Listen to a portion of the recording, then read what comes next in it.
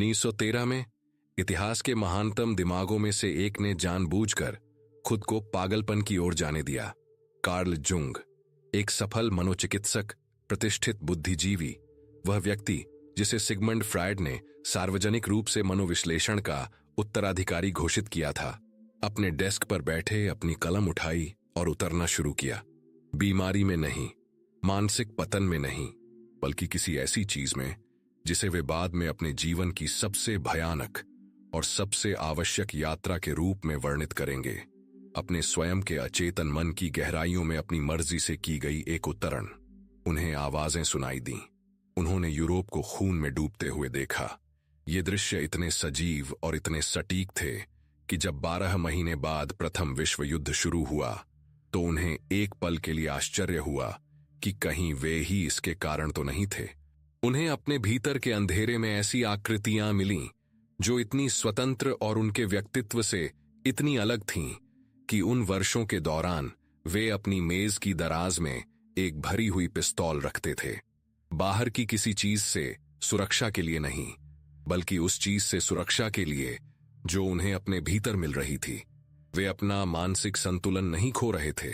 वे पहली बार अपने मन के बाकी हिस्से को खोज रहे थे और वहां उन्हें जो मिला, जिसे उन्होंने अगले 5 दशक तक एक मानचित्रकार की सटीकता और उस व्यक्ति के साहस के साथ मैप किया जिसने सीधे अपनी रसातल में झांका था, वही चीज है जो आपका इंतजार कर रही है।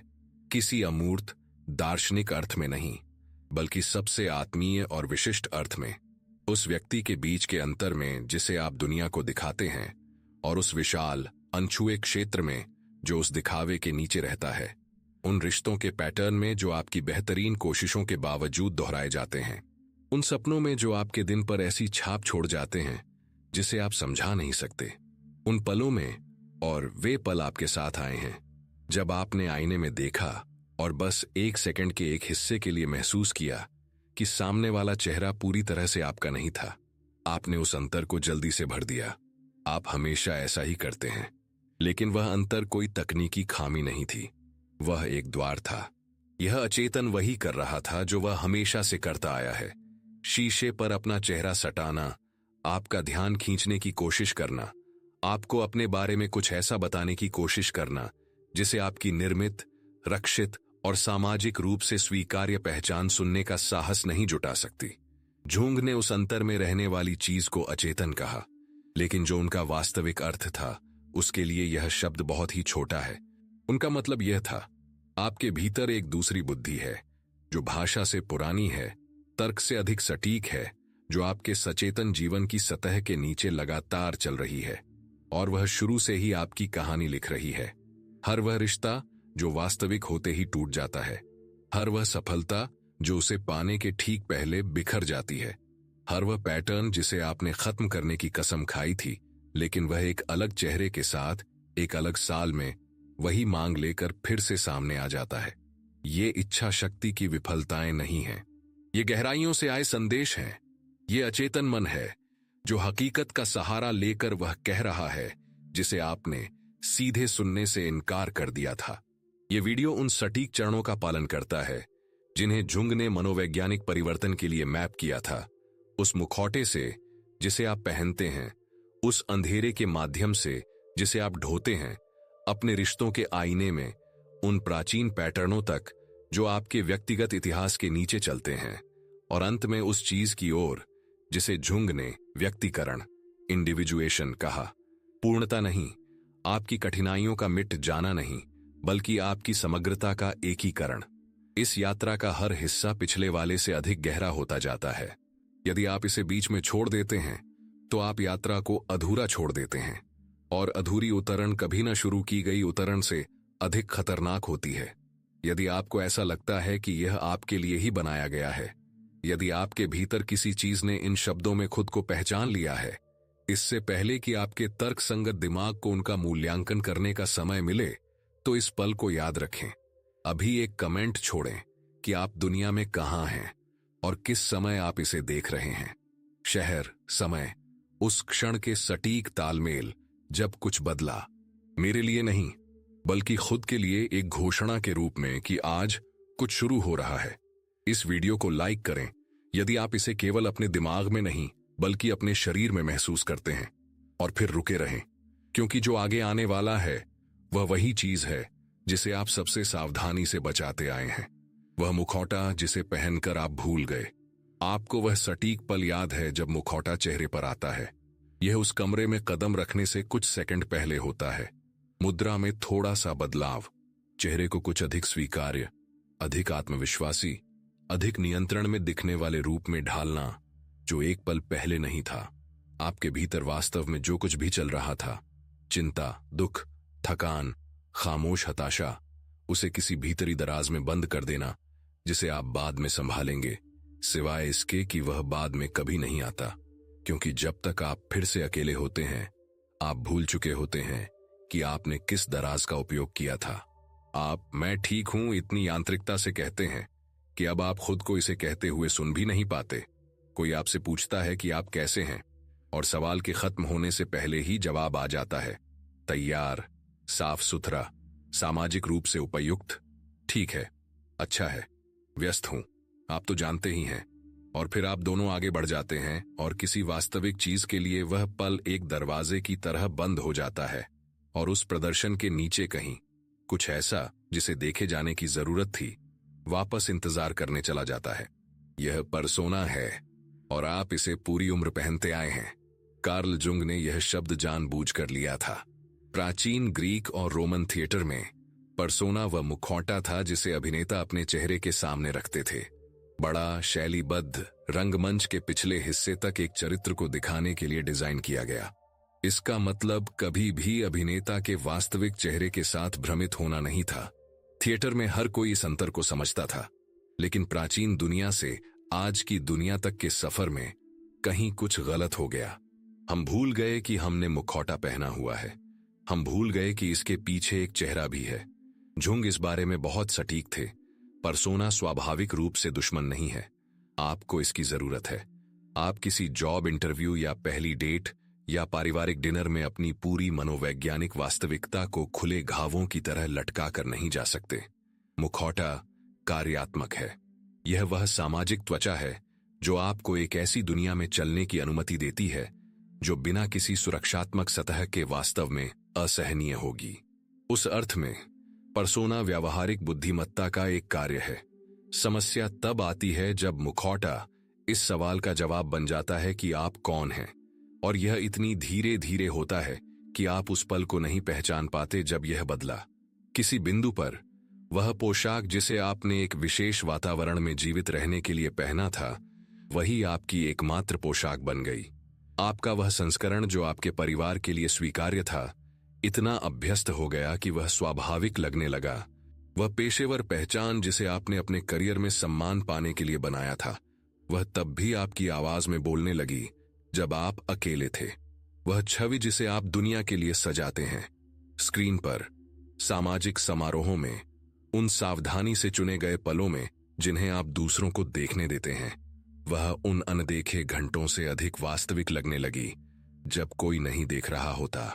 उस कार्यकारी अधिकारी के बारे में सोचें जिसने अडिग क्षमता की पहचान बनाने में 30 साल बिताए हैं, जिसने कभी भी एक मीटिंग में नहीं, एक शादी में नहीं, आधी रात को आईने में भी नहीं, खुद को न जानते हुए देखे जाने की अनुमति नहीं दी, जिसके लिए अनिश्चितता को स्वीकार करना न केवल असहज है बल्कि अस्तित्व के लिए खतरा है, क्योंकि उसके जीवन की पूरी संरचना उसी मुखौटे की नींव पर बनी है। वे हर बाहरी पैमाने से सफल हैं। वे गहराई से अकेले भी हैं, क्योंकि उनके जीवन में किसी ने वास्तव में उनसे मुलाकात नहीं की है। वे केवल उनके प्रदर्शन से मिले हैं। या उस मजबूत दोस्त के बारे में सोचें जिसे संकट में हर कोई बुलाता है, वह जो दूसरों के टूटने पर असाधारण गरिमा और स्थिरता के साथ उन्हें संभालता है, जो उस व्यक्ति की भूमिका के साथ इतना जुड़ गया है जिसे कभी जरूरत नहीं पड़ती कि मदद मांगना उसे न केवल कठिन लगता है बल्कि उस एकमात्र स्वयं के प्रति विश्वासघात जैसा लगता है जिसे वह जानता है। और इसलिए वे सब कुछ अकेले ढोते हैं और इसे ताकत कहते हैं। और उस ताकत के नीचे एक ऐसा अकेलापन है जो इतना पुराना है कि उन्होंने उसे अकेलापन पहचानना बंद कर दिया है और उसे बस अपने जीवन के मौसम के रूप में अनुभव करना शुरू कर दिया है। आप जानते हैं कि आपका संस्करण कौन सा है। जुंग ने अपने मरीजों में कुछ ऐसा देखा जिसे पूरी तरह से व्यक्त करने में उन्हें सालों लग गए। एक व्यक्ति अपनी पर्सोना के साथ जितना अधिक जुड़ा होता है, उसके भीतर के अंजीय हिस्से सतह के नीचे उतना ही अधिक दबाव पैदा करते हैं। मुखौटा वास्तविक स्वयं को गायब नहीं करता, यह उसे संकुचित कर देता है, और दबी हुई चीजें समय के साथ बल विकसित करती हैं। यही कारण है कि जो लोग अपनी पर्सोना में सबसे अधिक कैद होते हैं, वे अक्सर इसे उन जगहों पर बाहर निकलते हुए पाते हैं जिन्हें वे सबसे कम नियंत्रित कर पाते हैं। एक छोटी सी आलोचना पर अत्यधिक प्रतिक्रिया में, एक साधारण मंगलवार को कहीं से भी आ जाने वाले अचानक गुस्से में, उन सपनों में जो जागते समय के उनके व्यक्तित्व से बिल्कुल अलग होते हैं। थकान इसका सबसे ईमानदार लक्षण है। वह थकान नहीं जो शारीरिक काम या ऊर्जा के वास्तविक खर्च से आती है, बल्कि उस व्यक्ति की हड्डियों तक पहुंची हुई कमी जिसने एक ऐसे दर्शकों के लिए प्रदर्शन किया है जो कभी नहीं जाते, क्योंकि यहां वह चीज है जो पर्सोना के बारे में आपको कोई नहीं बताता। इसे बनाए रखने के लिए ऊर्जा की आवश्यकता होती है, निरंतर अदृश्य ऊर्जा। हर बातचीत एक छोटा प्रोडक्शन बन जाती है। आपके द्वारा प्रवेश किए जाने वाले हर कमरे में कपड़ों के समायोजन के लिए 1 सेकंड के हिस्से की जरूरत होती है। वर्षों में यह लागत लगभग सब कुछ बन जाती है। आप इस तरह से थके हुए हैं कि नींद भी उसे ठीक नहीं करती, क्योंकि नींद में भी आप मुखौटा नहीं उतारते।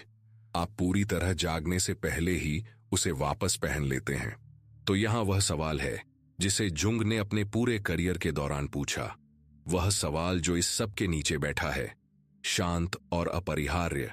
यदि आप अपने द्वारा पहने जाने वाले हर मुखौटे को हटा दें, वह सक्षम व्यक्ति, वह ठीक रहने वाला व्यक्ति, वह मजबूत व्यक्ति, वह आध्यात्मिक व्यक्ति, वह व्यक्ति जो आपको उन लोगों के लिए स्वीकार्य बनाता है जिनके अनुमोदन के इर्द गिर्द आपने अपना जीवन व्यवस्थित किया है, तो वास्तव में कौन बचेगा? वह नहीं जिसे आप वहां होने की उम्मीद करते हैं, वह नहीं जो आप बनने का इरादा रखते हैं। आपके अपने जीवन के उस अप्रदर्शित, अनदेखे, असंपादित भीतर वास्तव में कौन है? ज्यादातर लोगों को कभी पता नहीं चलता।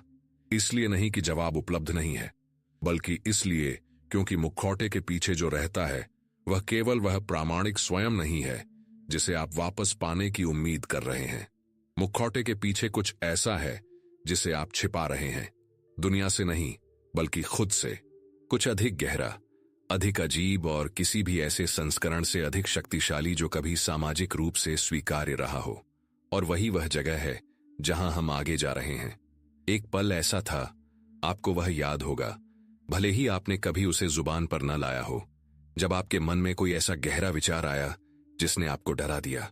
शायद वह वास्तविक संतुष्टि की एक लहर थी, जब किसी के पास सब कुछ था और उसे कुछ खोते हुए देखा गया। शायद वह किसी ऐसे व्यक्ति के बारे में विचार था जिसे आप प्यार करते हैं, लेकिन वह विचार प्यार से इतना दूर था कि आपको अपने ही मन से घृणा होने लगी।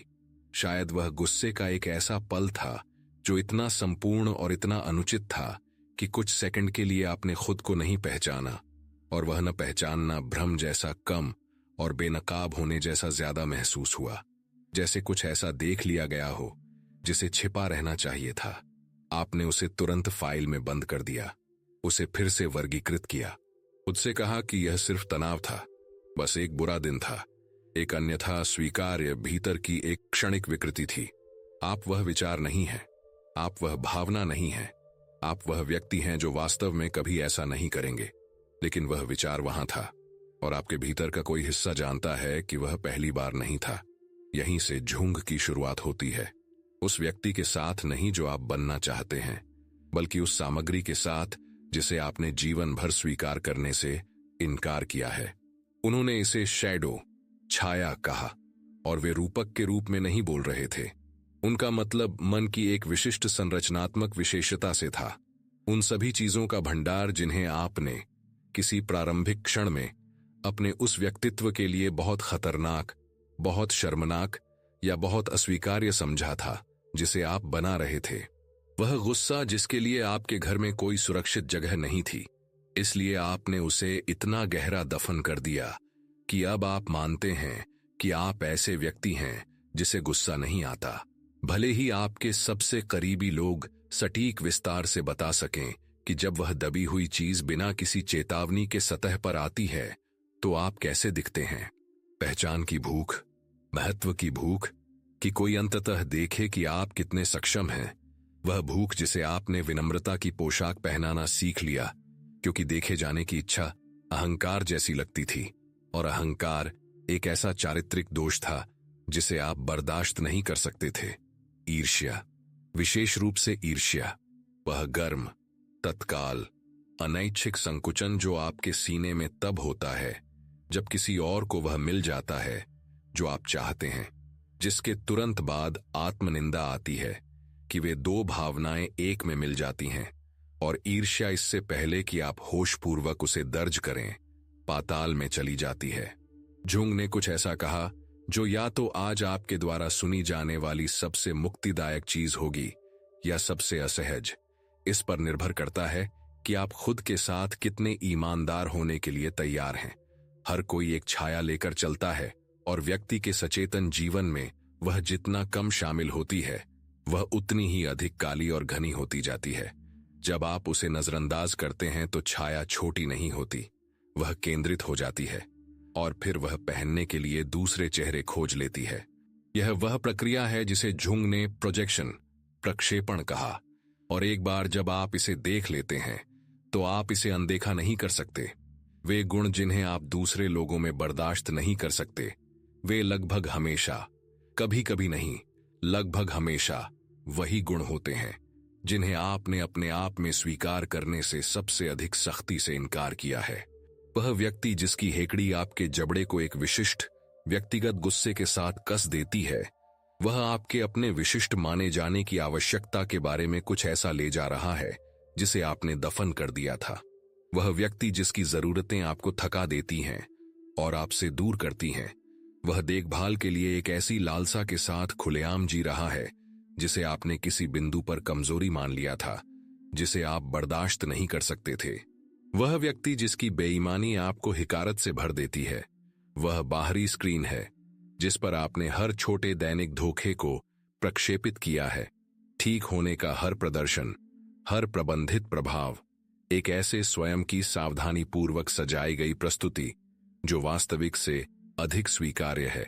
आपकी प्रतिक्रिया की तीव्रता ही प्रोजेक्शन का माप है।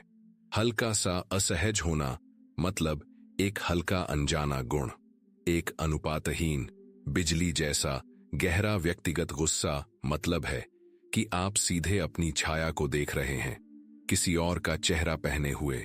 यह कोई आरोप नहीं है, यह एक मानचित्र है। जब छाया को अस्वीकार कर दिया जाता है, जब सामग्री वर्षों तक, दशकों तक दबी हुई और अनजानी रहती है, तो वह शालीनता से गायब नहीं होती। वह बाहर निकलने के रास्ते खोज लेती है।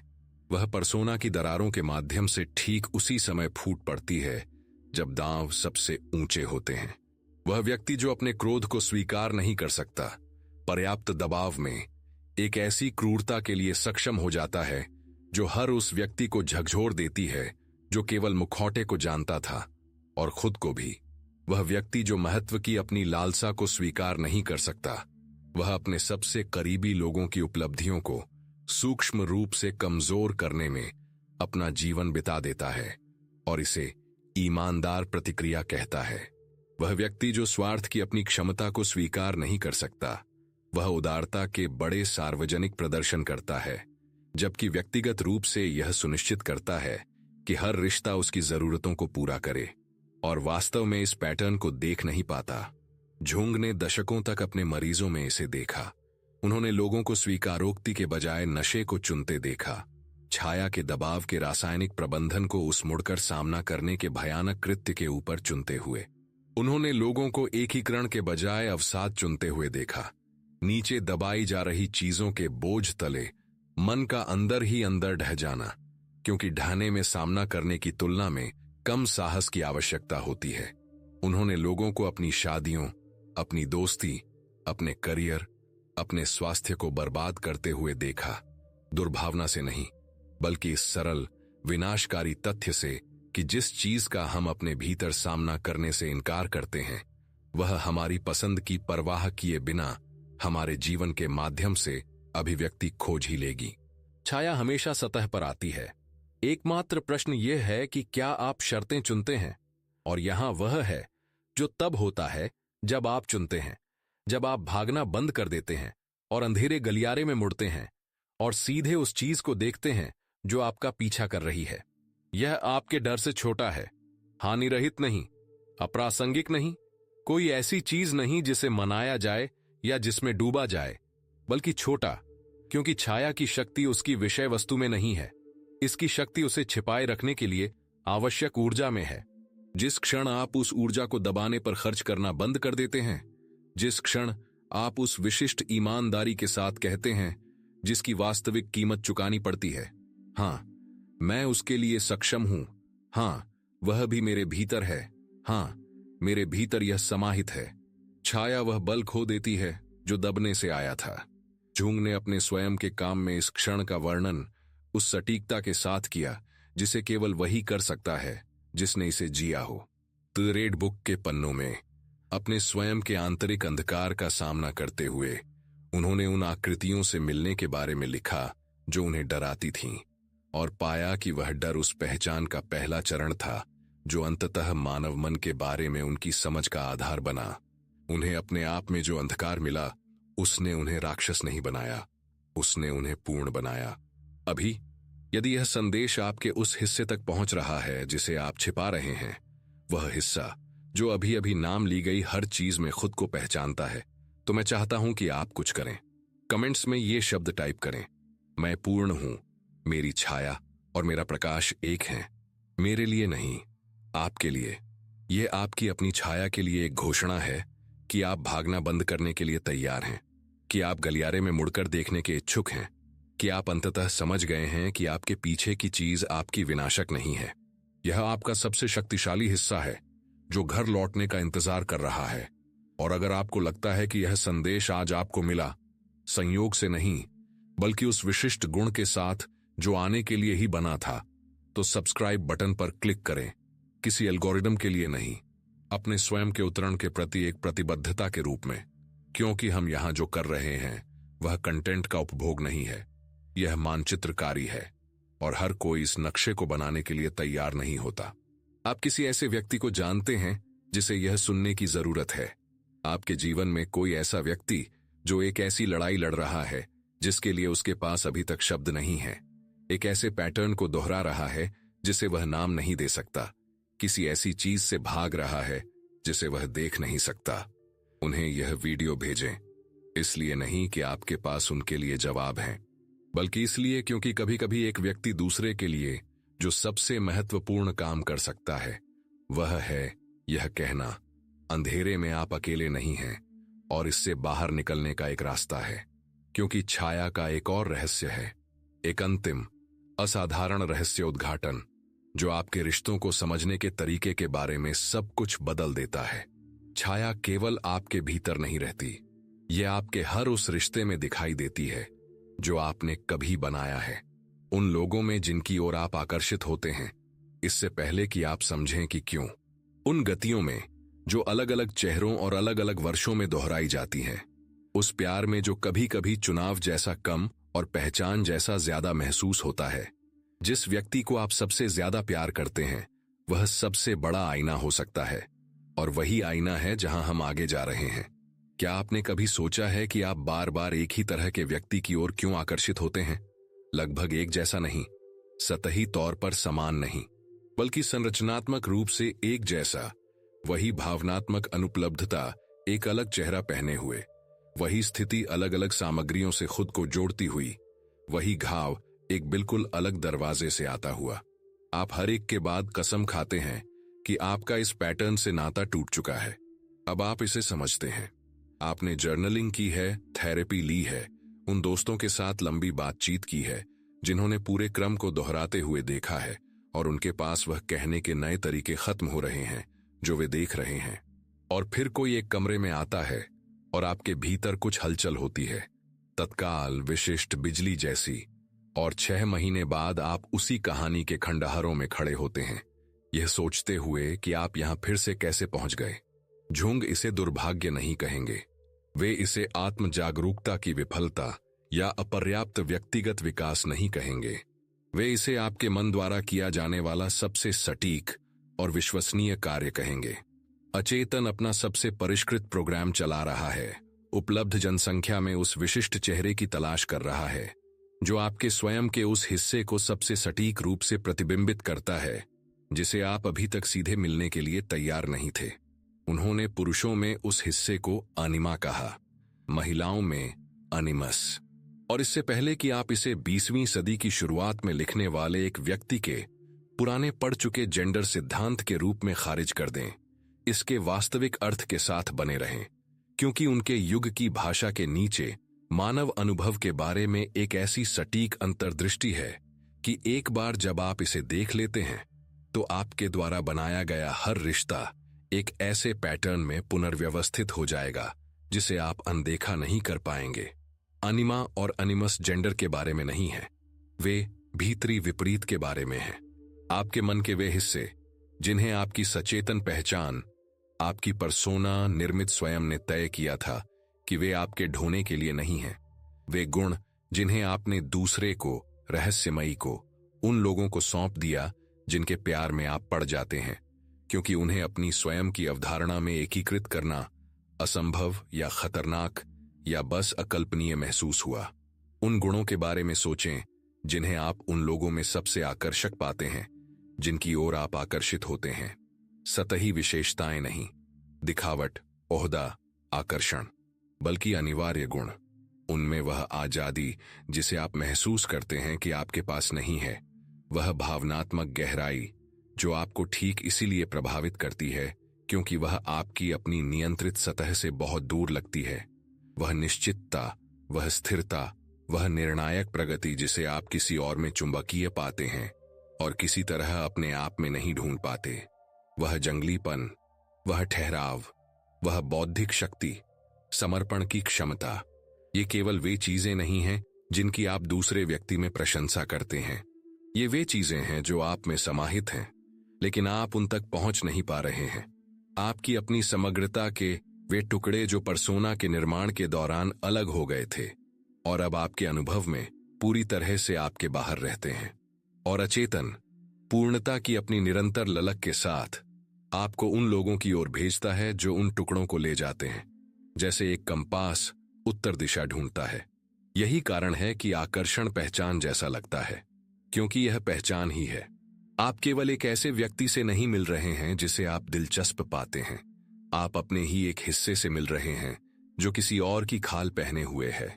ईमानदारी से खुद से यह पूछें, आपने अपने जीवन में जिस व्यक्ति को सबसे तीव्रता से प्यार किया है, उनके पास ऐसा क्या था जो आपको लगा कि आप में नहीं है?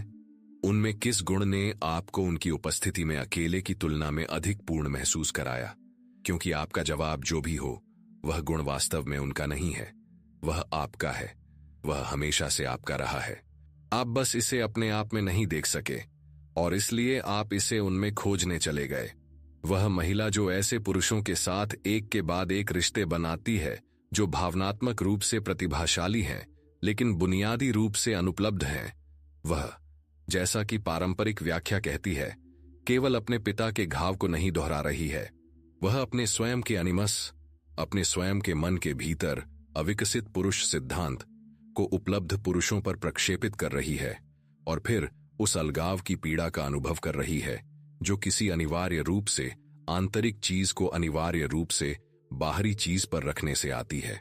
वह उनसे जो अलगाव महसूस करती है, वह अपने गहरे स्तर पर वह अलगाव है जो वह स्पष्टता, दिशा और स्वायत्त कार्य की अपनी क्षमता से महसूस करती है।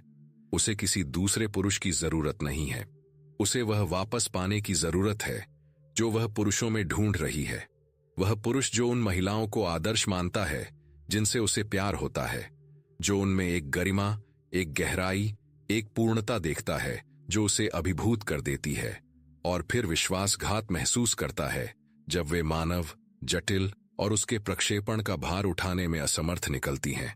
वह केवल अवास्तविक उम्मीदों से पीड़ित नहीं है, वह अपनी ही अनिमा, अपने भीतर के एकीकृत स्त्रीत्व का सामना कर रहा है और पा रहा है कि कोई भी वास्तविक महिला स्थायी रूप से उस चीज को धारण नहीं कर सकती जो उसके अपने भीतर की है। वह विश्वासघात जो वह तब महसूस करता है जब मूर्ति एक व्यक्ति के रूप में प्रकट होती है, वह प्रक्षेपण के ढहने का सटीक दर्द है। आत्मा आकृति का बाहरी स्क्रीन से पीछे हटना और वापस वहां जाना जहां से वह आई थी, पीछे केवल एक इंसान को छोड़ जाना, और यह सवाल कि वह वास्तव में क्या ढूंढ रहा था। आप दूसरों पर किन पैटर्नों का दोष लगा रहे हैं जो वास्तव में आपको अपने बारे में कुछ बता रहे होंगे। यहां वह अंतर्दृष्टि है जो सबसे गहरी चोट करती है, जिसे ग्रहण करने में सबसे अधिक समय लगता है। जिस व्यक्ति ने आपका दिल तोड़ा, उसने केवल आपको चोट नहीं पहुंचाई, उसने आपको आपके स्वयं के एक ऐसे हिस्से को दिखाया जिसे आप अभी तक देखने के लिए तैयार नहीं थे। उनमें जिन गुणों ने आपको सबसे अधिक घायल किया, ठंडापन, परित्याग, आलोचना, आपको वास्तव में देख पाने में असमर्थता, वे इतनी विनाशकारी सटीकता के साथ इसलिए लगे क्योंकि वे आपके स्वयं के साथ आपके रिश्ते में पहले से मौजूद किसी चीज से बात कर रहे थे। वह प्रेमी जो आपको देखा हुआ महसूस नहीं करा सका, वह उस तरीके का बाहरी रूप था जिस तरह से आपने खुद को कभी पूरी तरह से नहीं देखा। वह साथी जो चला गया, वह एक आंतरिक परित्याग की बाहरी घटना थी जिसका आप सालों से अभ्यास कर रहे थे। यह दोष नहीं है, यह दोष का उल्टा है।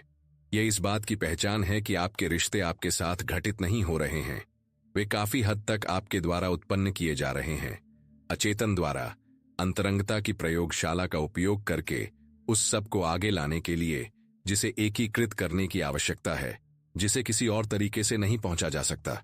जुंग ने इसे भीतर से समझा। एम्मा जुंग के साथ उनकी अपनी शादी, उनके अपने शब्दों में, उनके जीवन की महान मनोवैज्ञानिक प्रयोगशालाओं में से एक थी।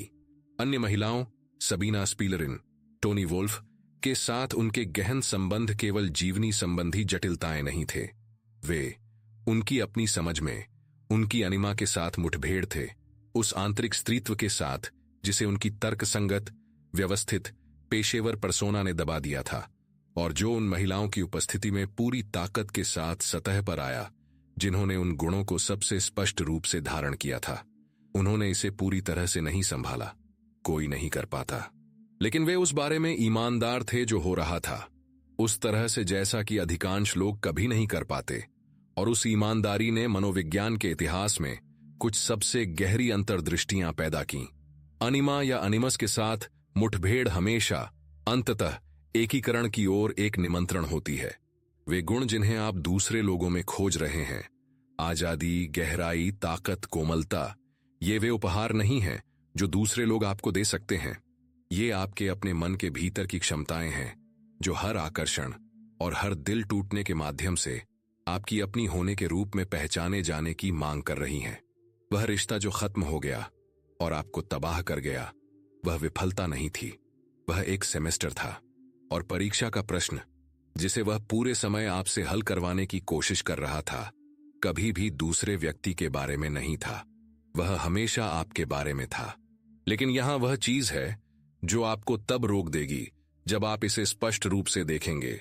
ये पैटर्न जिन्हें आप जी रहे हैं, लालसा और प्रक्षेपण और दोहराव का यह विशेष आकार आपसे शुरू नहीं हुआ था। ये व्यक्तिगत विफलताएं या व्यक्तिगत बीमारियां नहीं हैं, ये प्राचीन हैं। ये हजारों सालों से इंसानों के माध्यम से चल रहे हैं, हर संस्कृति में, हर उस मिथक में जो कभी कहा गया, हर उस कहानी में जिसे मानवता ने इतना सम्मोहक पाया कि वह उसे दोहराना बंद नहीं कर सकी। और जुंग ने इसके पीछे का सटीक कारण खोज निकाला। लिखित भाषा के अस्तित्व में आने से पहले, किसी भी सभ्यता के किसी दूसरी सभ्यता से संपर्क करने से पहले, ग्रह के विपरीत छोरों पर इंसान एक जैसे सपने देख रहे थे। एक भीषण बाढ़ जो दुनिया को तबाह कर देती है और एक परिवार को फिर से शुरू करने के लिए छोड़ देती है। एक नायक जो अंधेरे में उतरता है, एक असंभव परीक्षा का सामना करता है और बदलकर वापस लौटता है। एक बुद्धिमान वृद्ध आकृति जो सबसे बड़े संकट के क्षण में प्रकट होती है और ऐसा ज्ञान प्रदान करती है जिसे तर्कसंगत रूप से समझाया नहीं जा सकता। एक सर्प जो एक ही शरीर में विनाश और उपचार दोनों को धारण करता है। ये कहानियां यात्रा करके नहीं पहुंची। उन लोगों के बीच कोई व्यापारिक मार्ग नहीं थे, कोई साझा ग्रंथ नहीं थे, सांस्कृतिक प्रसार की कोई संभावना नहीं थी जिन्होंने इन्हें सुनाया। और फिर भी वे संरचनात्मक रूप से एक जैसी हैं, समान नहीं, मोटे तौर पर समानांतर नहीं, बल्कि अपनी सबसे गहरी वास्तुकला में एक जैसी। मेसोपोटामिया और मेसो अमेरिका में, उप सहारा अफ्रीका और प्राचीन स्कैंडिनेविया में, उन संस्कृतियों में जो महासागरों और सहस्राब्दियों और संचार की हर कल्पनीय बाधा से अलग थीं, कोई चीज भीतर से वही कहानियां पैदा कर रही थी। जुंग ने बरसों तक उस व्यक्ति के व्यवस्थित जुनून के साथ इन समानताओं को इकट्ठा किया, जो समझता था कि वह कुछ ऐसा देख रहा है जिसका अस्तित्व नहीं होना चाहिए, और इसके अस्तित्व के तथ्य का मतलब था कि मानव मन का वह मॉडल जिसके साथ उसका पूरा पेशा काम कर रहा था, विनाशकारी रूप से अधूरा था। यदि अचेतन केवल एक व्यक्तिगत भंडार होता, एक तहखाना जिसमें केवल वही होता जो एक विशेष व्यक्ति ने अनुभव किया और दबाया था, तो ये क्रॉस सांस्कृतिक समानताएं असंभव होती। आप उन छवियों के सपने नहीं देख सकते जिनसे आप कभी नहीं मिले। आप एक खाली बर्तन से प्रतीक उत्पन्न नहीं कर सकते जब तक कि वह बर्तन खाली ना हो, जब तक कि वह बर्तन पूरी तरह से आपका भी ना हो। जुंग ने इसे कलेक्टिव अनकॉन्शियस, सामूहिक अचेतन कहा। आपके व्यक्तिगत अचेतन के नीचे, उन विशिष्ट यादों, घावों और दबी हुई सामग्रियों के नीचे जो आपके व्यक्तिगत इतिहास से संबंधित हैं, उन्होंने प्रस्ताव दिया कि मन की एक गहरी परत मौजूद है जो बिल्कुल भी व्यक्तिगत नहीं है। यह साझा है, यह प्रजाति की है, यह हर उस इंसान की संचित मनोवैज्ञानिक विरासत है जो कभी जिया है, जो भाषा या संस्कृति में नहीं बल्कि मन की संरचनात्मक वास्तुकला में ही कूटबद्ध, एनकोडेड है। और यह बोलता है, शब्दों में नहीं बल्कि छवियों में, पैटर्नों में, उन आकृतियों में जो सपनों और दृष्टियों में बिना बुलाए आती हैं, और उन कहानियों में जिन्हें इंसान हर युग और भूगोल में सुनाना बंद नहीं कर सका। उन्होंने इन आकृतियों को आर्कीटाइप्स, आद्य रूप कहा, संस्कृतियों द्वारा अपनी दुनिया को समझाने के लिए आविष्कार किए गए प्रतीक नहीं, बल्कि मनोवैज्ञानिक ऊर्जा के मौलिक पैटर्न जिनके प्रति संस्कृतियां प्रतिक्रिया दे रही थीं, जो एक मौलिक अर्थ में भीतर से संस्कृतियों को उत्पन्न कर रहे थे। ग्रेट मदर, महान माता, कोई विशिष्ट मां नहीं बल्कि पोषण और भक्षण की, उत्पत्ति और निगल जाने की आद्य रूप शक्ति, जो 10,000 रूपों में 10,000 परंपराओं में दिखाई देती है। क्योंकि वह कोई सांस्कृतिक आविष्कार नहीं है, वह मानव मन की एक विशेषता है, उतनी ही सार्वभौमिक जितनी भाषा की क्षमता, और उतनी ही प्राचीन जितनी स्वयं प्रजाति। हीरो, ट्रिकस्टर, बुद्धिमान बूढ़ा आदमी, शैडो, ये कहानी की परंपराएं नहीं हैं, ये मन की मूल आबादी है, और ये इतिहास के दर्ज होने से पहले से ही चेतना के नीचे से मानवीय व्यवहार को चला रहे हैं। एक परत और गहरे चलें, यहीं पर यह आपके लिए व्यक्तिगत रूप से प्रासंगिक हो जाता है।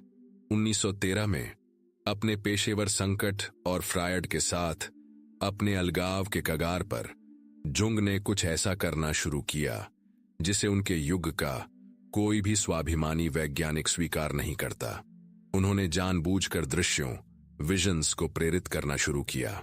वे एक कुर्सी पर सन्नाटे में बैठ जाते और खुद को तर्कसंगत चेतना की दहलीज के नीचे डूबने देते, नींद में नहीं बल्कि एक ऐसी स्थिति में जिसे उन्होंने बाद में एक्टिव इमेजिनेशन, सक्रिय कल्पना के रूप में वर्णित किया, अचेतन की जीवंत कल्पना में एक नियंत्रित उतरण। और वहां उनका जो सामना हुआ वह कार्ल जुंग की जीवनी की व्यक्तिगत सामग्री नहीं थी, उनका सामना स्वयं भूल भुलैया से हुआ। ऐसी आकृतियां और परिदृश्य और पौराणिक परिदृश्य जिनका उनके व्यक्तिगत इतिहास से कोई संबंध नहीं था, लेकिन उन आद्यरूप कहानियों से पूर्ण संबंध था जिन्हें वे दुनिया भर की संस्कृतियों से इकट्ठा कर रहे थे। वे एक आंतरिक दृश्य में इलियाह और सालोम से मिले, बिना किसी प्रेरणा के और स्पष्ट रूप से। वे एक गुफा से होकर चले और उन्हें एक लाल पत्थर और एक मृत नायक और एक काला सांप मिला। वे फिलेमोन से मिले, पंखों वाली बुद्धिमान आकृति जो उनके आंतरिक मार्गदर्शक बन गए, और इस आकृति के साथ उनकी बातचीत हुई जिससे ऐसी अंतर्दृष्टि पैदा हुई जिसे वे केवल अपने सचेतन मन से उत्पन्न नहीं कर सकते थे। उन्होंने इस सब को रेड बुक में दर्ज किया, इसके पन्नों को पेंट की गई छवियों और लिखित संवादों से भर दिया, सामूहिक अचेतन की यात्रा का एक रिकॉर्ड बनाया जिसे उन्होंने दशकों तक एक तिजोरी में बंद रखा, क्योंकि वे समझते थे कि कोई भी जिसने ऐसी ही यात्रा नहीं की है वह इसे पढ़े बिना यह निष्कर्ष नहीं निकाल पाएगा कि वे अपना मानसिक संतुलन खो चुके हैं। वे अपना मानसिक संतुलन नहीं खोया था, उन्होंने इसके केंद्र में भूल भुलैया को खोज लिया था और वे इसका मानचित्र बना रहे थे ताकि दूसरों को अंधेरे में न उतरना पड़े। यहां एक तथ्य है जो आपको हैरान कर देना चाहिए। वे विशिष्ट चित्र जो उन लोगों के सपनों में सबसे अधिक दिखाई देते हैं जिन्होंने कभी पौराणिक कथाओं का अध्ययन नहीं किया है। बुद्धिमान वृद्ध मार्गदर्शक जो चौराहे पर दिखाई देता है, भूमिगत स्थान में उतरना, एक राक्षसी आकृति के साथ मुठभेड़ जिसका सामना किया जाना चाहिए न कि भागा जाना चाहिए, एक भूल भुलैया के केंद्र में खजाने की खोज, ये व्यक्तिगत न्यूरोलॉजिकल गतिविधि के यादृच्छिक उत्पाद नहीं है, ये भूल भुलैया की घोषणा है। सामूहिक अचेतन अपने सबसे पुराने संकेतों को उस एकमात्र माध्यम से भेज रहा है जो उसके पास उपलब्ध है जब हम दिन के दौरान नहीं सुन रहे होते। आपके बार बार आने वाले सपने शोर नहीं हैं, वे उस गहराई से भेजे गए संदेश हैं जो आपके जन्म से 1,00,000 साल पहले की है। और सिंक्रोनिसिटी, समानकालिकता, वे पल जिन्हें आपने संयोग मानकर खारिज कर दिया है क्योंकि विकल्प पकड़ने के लिए बहुत अजीब था, ये झुंग के ढांचे में आंतरिक और बाहरी के बीच की झिल्ली के माध्यम से पहुंचने वाली भूल भुलैया है। चमत्कार नहीं, जादू नहीं, व्यक्तिगत मन और वास्तविकता की संरचना के बीच एक संबंध का प्रमाण जिसके लिए हमारी वर्तमान वैज्ञानिक शब्दावली के पास अभी तक पर्याप्त भाषा नहीं है। झुंग ने नैदानिक सटीकता के साथ उनमें से सैकड़ों को दर्ज किया। वह मरीज जिसने सुनहरे स्कारब बीटल का सपना देखा था, परिवर्तन और पुनर्जन्म का एक प्राचीन मिस्र का प्रतीक, और फिर सत्र में सपने का वर्णन करने के बीच में परामर्श कक्ष की खिड़की पर दस्तक देते हुए एक वास्तविक स्कारब बीटल द्वारा बाधित किया गया। मौतों और टूट फूट और जानवरों के व्यवहार की वह श्रृंखला जो उन लोगों में मनोवैज्ञानिक संकट के क्षणों के आसपास केंद्रित थी जिनके साथ वे काम कर रहे थे। वे पैटर्न जो खारिज करने के लिए बहुत विशिष्ट और बहुत सुसंगत थे और उपलब्ध ढांचों के भीतर समझाने के लिए बहुत अजीब थे। उन्होंने तंत्र को पूरी तरह से समझने का दावा नहीं किया, वे उस बारे में ईमानदार थे जिसने उनकी अंतर्दृष्टि को और अधिक विश्वसनीय बनाया, कम नहीं।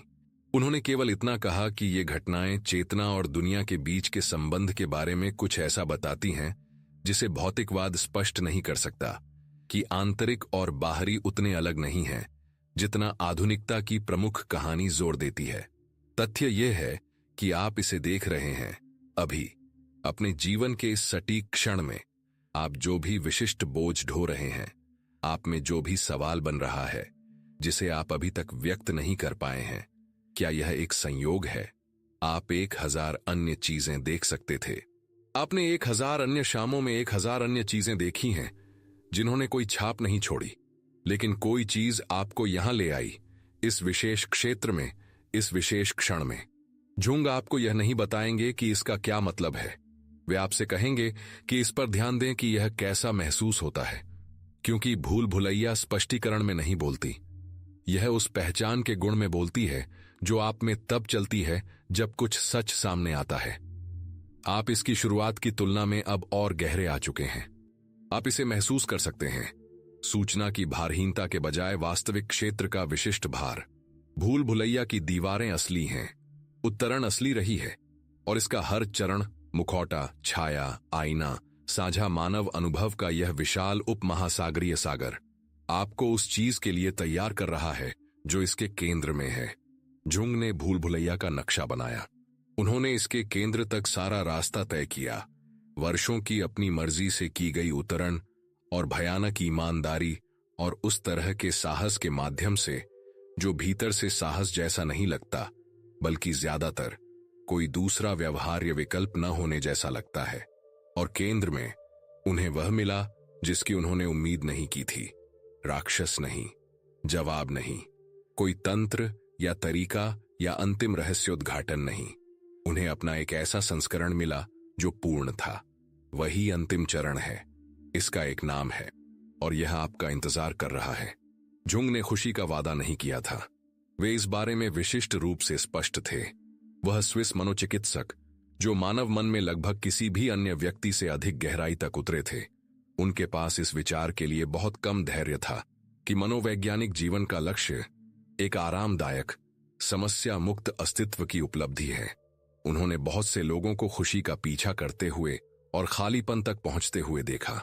वे बहुत से ऐसे मरीजों के साथ बैठे थे जिन्होंने अपनी संस्कृति के मानकों के अनुसार सब कुछ सही ढंग से किया था। करियर, परिवार, सामाजिक स्थिति, एक सफल जीवन की सावधानी पूर्वक बनाए रखी गई सतह, और जो अपने 40 और 50 के दशक में उनके पास एक ऐसी वीरानी लेकर आए जिसे वे समझा नहीं सकते थे और जायज नहीं ठहरा सकते थे, क्योंकि बाहर से सब कुछ ठीक लग रहा था। उन्होंने इसे अंजीय जीवन के साथ मध्य जीवन का सामना कहा, और उन्होंने इसे विफलता के रूप में नहीं बल्कि एक बुलावे के रूप में समझा।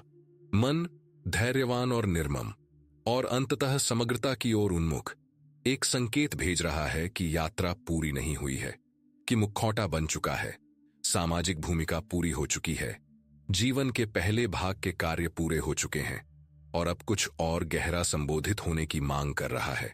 जुंग ने जिसका वादा किया था, एकमात्र चीज जिसका वे वादा करने के इच्छुक थे, वह थे आप खुद। पूरा संस्करण, पूर्ण संस्करण, वह संपादित, सजाया हुआ, सामाजिक रूप से स्वीकार्य संस्करण नहीं जिसे आप दुनिया को दिखाते रहे हैं। वह आदर्श संस्करण नहीं जिसकी ओर आप कल्पना में भाग जाते हैं जब वास्तविक अपर्याप्त लगता है। वह वास्तविक, संपूर्ण, एकीकृत, गहराई से विशिष्ट इंसान जो शुरुआत से ही पर्सोना और छाया और प्रक्षेपणों के नीचे से उभरने की कोशिश कर रहा है।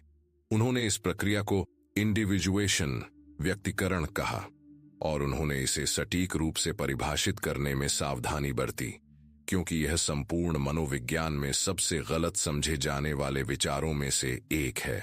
इंडिविजुएशन का मतलब सामाजिक अर्थों में एक व्यक्ति बनना नहीं है। खुद को साबित करना, भीड़ से अलग होना, एक मजबूत व्यक्तित्व विकसित करना, इसका मतलब अखंड बनना है। इसका मतलब है अपने उन टुकड़ों को इकट्ठा करना जो जीवन भर की रक्षात्मक संरचनाओं में बिखरे हुए हैं, छाया में दबे हुए हिस्से, प्रेमियों पर प्रक्षेपित गुण, पर्सोना के पीछे दबी हुई ऊर्जाएं, और उन्हें एक दूसरे के साथ उस शासन के तहत संबंध में लाना जिसे जुंग ने सेल्फ, स्व कहा। सेल्फ, ईगो, अहम नहीं है, यह अंतर ही सब कुछ है। ईगो आपके सचेतन जीवन का कार्यकारी है, आपका वह हिस्सा जो निर्णय लेता है, पर्सोना को बनाए रखता है, सामाजिक दुनिया में चलता है। सेल्फ कुछ बड़ा है, मन की समग्रता, सचेतन और अचेतन एक साथ। वह आयोजन सिद्धांत जो शुरुआत से ही आपकी समग्रता की ओर उन्मुख रहा है, आपके सपने पैदा कर रहा है, आपकी समान कालिकताओं की व्यवस्था कर रहा है, आपके रिश्तों को आईने के रूप में भर्ती कर रहा है, आपकी सबसे प्रबल प्रतिक्रियाओं के माध्यम से छाया सामग्री को ऊपर भेज रहा है, क्योंकि उसे आपके ध्यान की जरूरत थी और सामने का दरवाजा बंद था। इंडिविजुएशन ईगो द्वारा सेल्फ को बदलने के बजाय उसकी सेवा करना सीखने की प्रक्रिया है, और यहां वह है जो व्यवहार में दिखता है, एक अवधारणा के रूप में नहीं, एक दूर की आकांक्षा के रूप में नहीं, कुछ ऐसा जिसे आप आज ही शुरू कर सकते हैं उन सामग्रियों के साथ जो आपके पास पहले से हैं। पहला कदम है शैडो जर्नलिंग।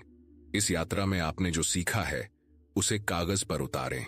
उन गुणों को लिखें जो आपके जीवन के विशिष्ट लोगों में आपको सबसे अधिक परेशान करते हैं, आपसे दूर करते हैं या आपको क्रोधित करते हैं। उस तरह से ईमानदार रहें जैसा आपने पहले कभी खुद को होने की अनुमति नहीं दी। फिर पूछें, एक आरोप के रूप में नहीं बल्कि एक वास्तविक जांच के रूप में, यह मुझ में कहां रहता है? इस गुण के किस संस्करण को मैं अपने भीतर स्वीकार करने से इनकार कर रहा हूं? जवाब हमेशा तुरंत नहीं आएगा, लेकिन वास्तविक खुलेपन के साथ पूछा गया सवाल उस चीज को ढीला करना शुरू कर देता है जो दबी हुई है। दूसरा कदम है सपनों पर ध्यान देना। जुंग सपनों को अचेतन की प्राथमिक भाषा मानते थे। गहराई से भेजे गए दैनिक संदेश शब्दों के बजाय छवियों में आते हुए, क्योंकि छवियां शब्दों की तुलना में अधिक जानकारी ले जा सकती हैं। उन्हें रिकॉर्ड करना शुरू करें, तुरंत उनका विश्लेषण न करें, व्याख्याओं के लिए दबाव न डालें, बल्कि जागने के पहले मिनटों में उन्हें बस लिख लें। इससे पहले कि तर्क संगत दिमाग अपना संपादकीय नियंत्रण फिर से स्थापित करे। हफ्तों और महीनों में पैटर्न उभरेंगे, आकृतियां बार बार आएंगी। अचेतन की एक सुसंगत शब्दावली है और इसे सीखने के लिए केवल धैर्य और आपके स्वप्निल मन द्वारा पैदा की गई चीजों को गंभीरता से लेने की इच्छा की आवश्यकता होती है। तीसरा कदम है पैटर्न रिकॉग्निशन, पैटर्न की पहचान। एक आलोचक के आत्मनिर्णय के बजाय एक पुरातत्वविद की तटस्थ जिज्ञासा के साथ अपने जीवन के दोहराव का नक्शा बनाएं। वही स्थितियां बार बार कहां दिखाई देती हैं? किस विशिष्ट प्रकार की स्थिति आप में नियमित रूप से एक अनुपातहीन प्रतिक्रिया पैदा करती है? आपने अलग अलग संदर्भों और अलग अलग वर्षों में क्या चुना है, जिसकी अपनी अलग अलग सतहों के नीचे एक ही अनिवार्य संरचना है? पैटर्न आपका दुश्मन नहीं है, यह अचेतन का आपको कुछ दिखाने का सबसे निरंतर प्रयास है, जिसे वह किसी और तरीके से नहीं दिखा सकता। चौथा कदम है एक्टिव इमेजिनेशन, सक्रिय कल्पना। जुंग की अपनी विधि, वह तकनीक जिसका उपयोग उन्होंने उन 3 वर्षों के दौरान किया था जो द रेड बुक में दर्ज हैं। जब आपके सपनों में या आपके आंतरिक जीवन की सहज कल्पना में कोई आकृति दिखाई देती है, तो उसे केवल देखें नहीं, उसमें शामिल हों। उससे पूछें कि वह क्या चाहती है, उसे पूछें कि वह किसका प्रतिनिधित्व करती है। संवाद लिखें या उसे जोर से बोलें या छवि को पेंट करें, माध्यम से कम फर्क पड़ता है, बजाय इसके कि आंतरिक आकृतियों को यादृच्छिक न्यूरोलॉजिकल शोर के बजाय वास्तविक वार्ताकारों के रूप में मानने की इच्छा हो। जुंग ने इस अभ्यास के माध्यम से पाया कि अचेतन जब वास्तव में शामिल होता है तो एक ऐसी बुद्धि और विशिष्टता के साथ प्रतिक्रिया करता है जिसे ईगो नहीं बना सकता। फिलेमोन, उनके आंतरिक मार्गदर्शक, ने उन्हें वह नहीं बताया जो वे पहले से जानते थे। ठीक यही बिंदु था। 5वां कदम है एकीकरण अनुष्ठान। दैनिक स्वीकारोक्ति की आप में अनेकताएं समाहित हैं। आत्मस्वीकृति के प्रदर्शन के रूप में नहीं, बिना विश्वास के दोहराए जाने वाले आध्यात्मिक प्रतिज्ञान के रूप में नहीं, बल्कि एक वास्तविक अभ्यस्त पहचान के रूप में कि आप में प्रकाश और अंधकार विरोधी नहीं है, वे एक ही नदी के 2 किनारे हैं। नीत्शे ने लिखा था और जुंग ने उन्हें ध्यान से पढ़ा। मन के एक ऐसे कवि को पाया जिसने अलग भाषा के माध्यम से उन्हीं क्षेत्रों का नक्शा बनाया था। नृत्य करते हुए सितारे को जन्म देने के लिए आपके भीतर अराजकता, केओस होनी चाहिए। अराजकता समस्या नहीं है, इसे सचेत रूप से जीने से इनकार करना समस्या है। रूमी ने 8 सदी पहले और आधी दुनिया दूर घाव को उस जगह के रूप में लिखा था जहां से प्रकाश प्रवेश करता है। हेराक्लिट्स ने कहा कि विपरीत एक हैं। कीरकेगार्ड ने कहा कि निराशा का सबसे आम रूप वह न होना है जो आप हैं। वे सभी उसी क्षेत्र का वर्णन कर रहे थे जिसे जुंग ने नैदानिक सटीकता के साथ मैप करने में अपना जीवन बिताया। दैनिक अनुष्ठान बस यही है, प्रत्येक दिन की शुरुआत या अंत में दोनों को थामें। स्वीकार करें कि आपने क्या अच्छा किया और क्या बुरा। उदारता और स्वार्थ, साहस और बचाव, प्यार और नाराजगी को स्वीकार करें। इन अंधेरे तत्वों के लिए खुद की निंदा करने के लिए नहीं, बल्कि उन्हें निर्वासित करने से इनकार करने के लिए। क्योंकि जिसे आप स्वीकार करने से इनकार करते हैं उसे आप एकीकृत नहीं कर सकते, और जिसे आप एकीकृत नहीं कर सकते वह आपको नीचे से चलाएगा। अब आपने उस पूरे पथ की यात्रा कर ली है जिसे जुंग ने जीवन भर के काम में मैप किया था। आपने सतह से शुरुआत की, परसोना से, मुखौटे से, उस निर्मित स्वयं से जिसने प्रामाणिकता की कीमत पर स्वीकार्यता का प्रदर्शन करना सीखा। आप छाया में उतरे, उस दबी हुई, अस्वीकृत, उबलती हुई सामग्री में जो सचेतन जागरूकता के नीचे से आपके चुनावों को आकार दे रही है और आपके संघर्षों को पैदा कर रही है। आप आईने से होकर गुजरे, उन रिश्तों से जिन्होंने आपके अपने अचेतन को आपके उन लोगों के चेहरों में प्रतिबिंबित किया है जिन्हें आप प्यार करते हैं और जो आपको चोट पहुंचाते हैं। आपने भूल भुलैया में प्रवेश किया। सामूहिक अचेतन, आपके व्यक्तिगत इतिहास के नीचे का प्राचीन महासागर, जहां आद्य रूप चलते हैं और समान कालिकताएं उत्पन्न होती हैं, और वे मिथक जो हमेशा सच रहे हैं, व्यक्तिगत जीवन के माध्यम से खुद को उत्पन्न करना जारी रखते हैं। और आप यहां पहुंच गए हैं, केंद्र में, अखंड स्वयं की संभावना पर। जुंग ने अपने जीवन के अंत के करीब लिखा था कि सबसे भयानक चीज खुद को पूरी तरह से स्वीकार करना है। वे नाटकीय नहीं हो रहे थे। उन्होंने जीवन भर लोगों को लगभग किसी भी विकल्प को चुनते देखा था। विक्षिप्तता, प्रक्षेपण, नशा, एक बिना जांचे जीवन का सुन्न कर देने वाला आराम, बजाय पूर्ण स्वीकार्यता के साथ खुद की ओर मुड़ने के क्रांतिकारी कार्य के। यह वास्तव में कठिन है। इसके लिए ईमानदारी के उस गुण की आवश्यकता होती है जिसे रोकने के लिए ही पर्सोना को डिजाइन किया गया था। इसके लिए बिना पलक झपकाए छाया के साथ बैठने, उसमें घुले बिना आंतरिक विपरीत से मिलने, सामान्य जीवन के धागे को खोए बिना भूल भुलैया में चलने की आवश्यकता होती है। लेकिन उस कठिनाई के दूसरी ओर सरल अर्थों में सुख नहीं है। यह सुख से अधिक समृद्ध, अधिक अजीब और अधिक टिकाऊ कुछ है। यह आपके अपने जीवन में पूरी तरह से मौजूद होने का अनुभव है। इसका प्रदर्शन न करना, इसे प्रबंधित न करना, एक सावधानीपूर्वक बनाए रखी गई सतह के पीछे से इसे जीवित न रखना, बल्कि वास्तव में इसमें निवास करना। वह समग्रता जो सभी विरोधाभासों को हल करने से नहीं आती, बल्कि यह ढोंग बंद करने से आती है कि उनका अस्तित्व नहीं है। यही वह चीज थी जो भूल भुलैया के केंद्र में इंतजार कर रही थी। यही वह चीज थी जो जुंग ने अपने स्वयं के अंधकार में 3 साल की अपनी मर्जी से की गई उतरण के बाद पाई थी। यही वह चीज है जो आपके लिए इंतजार कर रही है, आईने के पीछे के अंतराल में, मुखौटे के पीछे के कमरे में, हर उस पैटर्न के नीचे की गहराई में जिसे आप बिना समझे जी रहे हैं। उस व्यक्ति का बेहतर संस्करण नहीं जिसका आप प्रदर्शन कर रहे हैं, वास्तविक व्यक्ति। यदि इस यात्रा का आपके लिए कोई अर्थ था, यदि इन शब्दों में से कुछ तर्क संगत दिमाग के नीचे उस स्थान पर पहुंचे जहां वास्तविक पहचान रहती है,